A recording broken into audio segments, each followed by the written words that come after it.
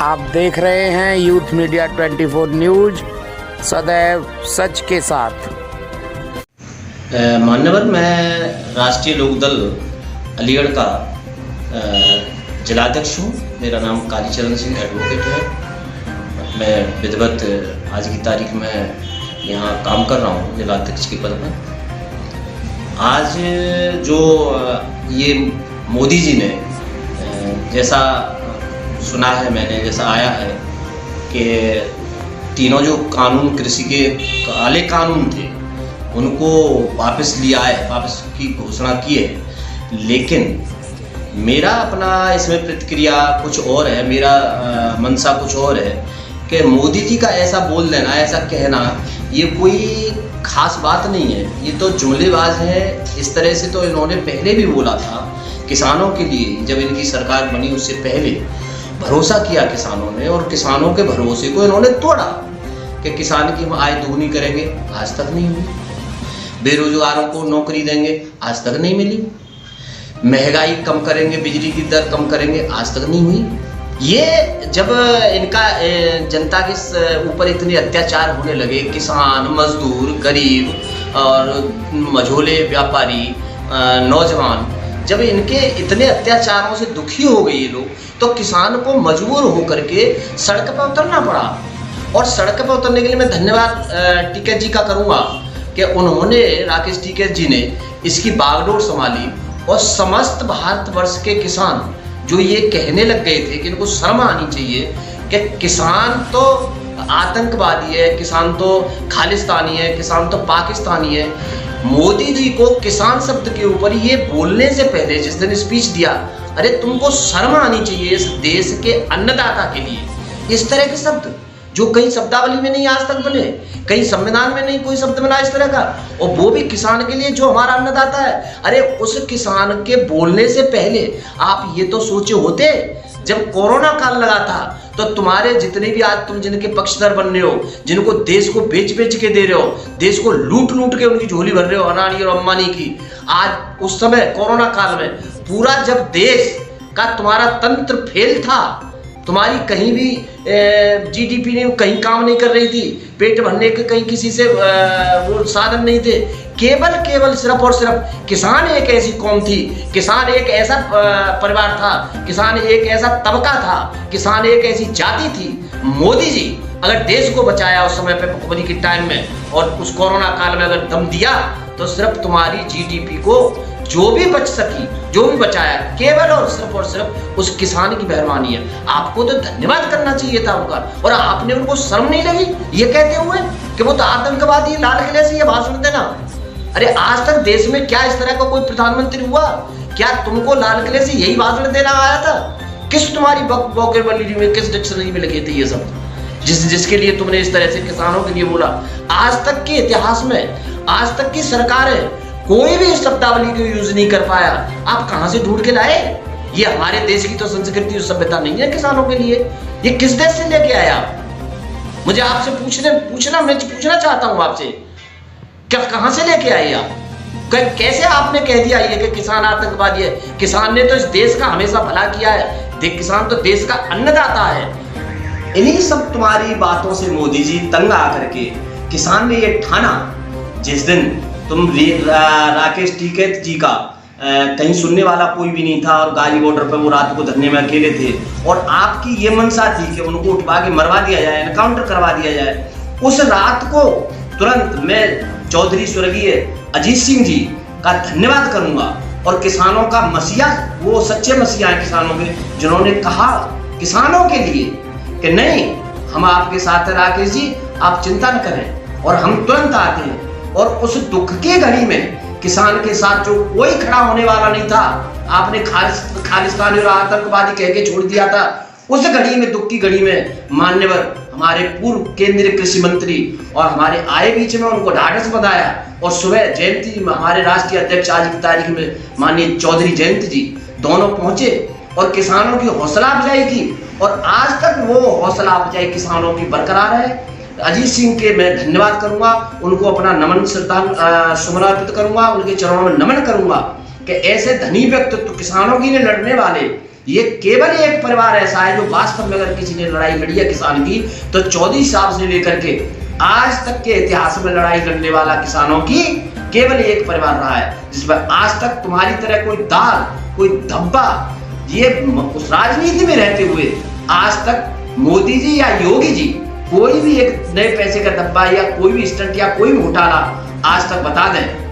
आज उन्हीं की, हमारे राष्ट्रीय अध्यक्ष माननीय चौधरी जयंत जी की इस दिन रात का परिश्रम, दिन रात की भगदड़, लखीमपुर कांड हुआ, आपने जाने नहीं दिया, बिल्कुल जगह जगह रोका, लेकिन धन्य है, मैं अपने राष्ट्रीय अध्यक्ष को धन्यवाद देता हूँ। उनकी साहस और हौसला को मैं बार बार नमन करता हूँ कि इस भरी संकट में जगह जगह भेष बदल बदल के बॉर्डर पे लखीमपुर पहुंचे, आप पे नहीं रुके और उनके दर्द, दुख दर्द में जो किसानों को कुचल डबाया था आपके मंत्रियों ने, उन किसानों के दुख दर्द में शामिल हुए, उनकी अरदास में भी शामिल हुए और उनकी हौसला अफजाई की। ये होता है किसान का नेता।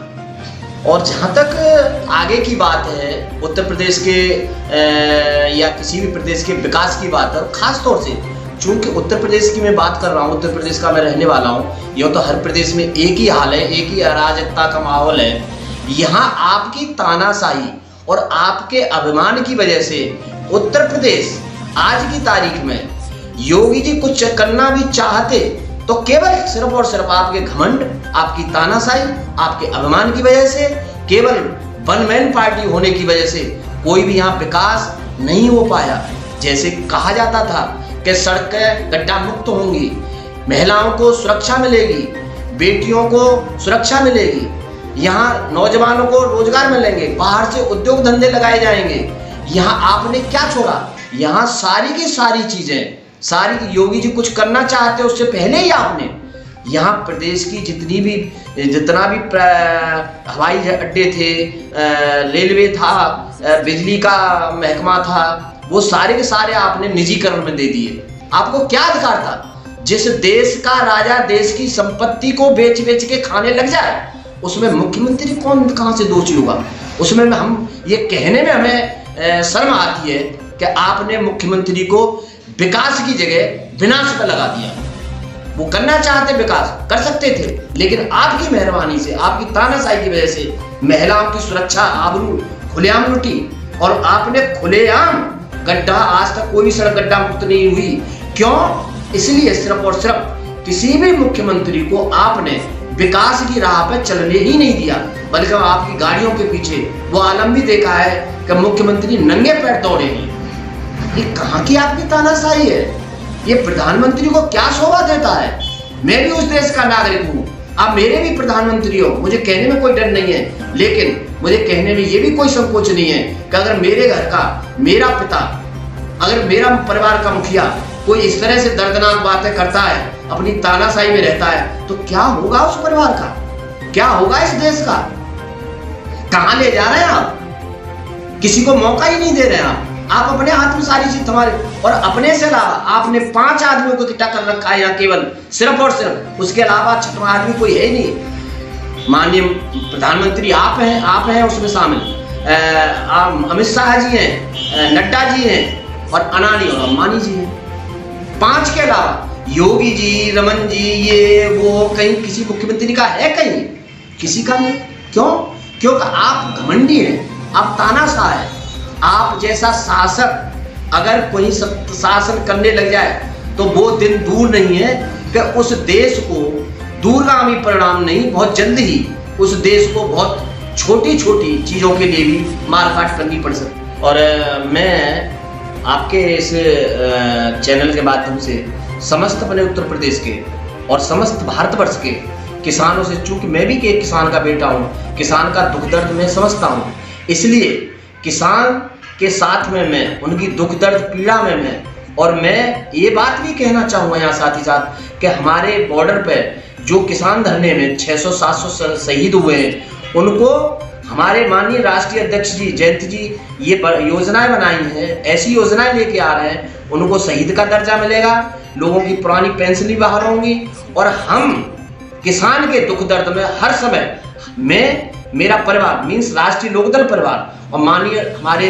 राष्ट्रीय अध्यक्ष जयंत जी 24 घंटे किसान की सेवा के लिए, किसान की हर समस्या के लिए, नौजवानों की हर समस्या के लिए, बेरोजगारी की हर समस्या के लिए, वृद्धा की बस्ता लोगों की हर समस्या के लिए आधी रात उनका केवल सिर्फ एक ही मिशन है, और वो मिशन है उनका सब समाज का सब तरीका से विकास होना, सब समाज को साथ लेके चलना, चाहे वो कोई भी बिरादरी का है, हम सबकी रक्षा करें। और उन्होंने किया है ऐसा, और मैं भी तहे दिल से, अब जब तक किसान का धरना प्रदर्शन और ये चलते रहेंगे, अभी धरना प्रदर्शन हमारा खत्म नहीं होगा, क्योंकि अभी किसान की हमारी लड़ाई पूरी नहीं हुई है। हम दिन रात कंधे से कंधा लगा के खड़े हैं, और हम अपनी लड़ाई को बदस्तूर जारी रखेंगे जब तक ये संसद में तीनों कानून रद्द नहीं हो जाते हैं, और आगे की जो वायदे किए थे वो उन पर कोई अमल होता हुआ हमको नहीं दिख रहा है। लेकिन हम अपनी सरकार बनाएंगे और ये सारी मुद्दों को, सारी बातों को किसान के फेवर में लेके आएंगे, ऐसा हमें विश्वास है। सरकार अब की बार हमारी बनी है, इनकी जुमलेबाजी बहुत हो गई,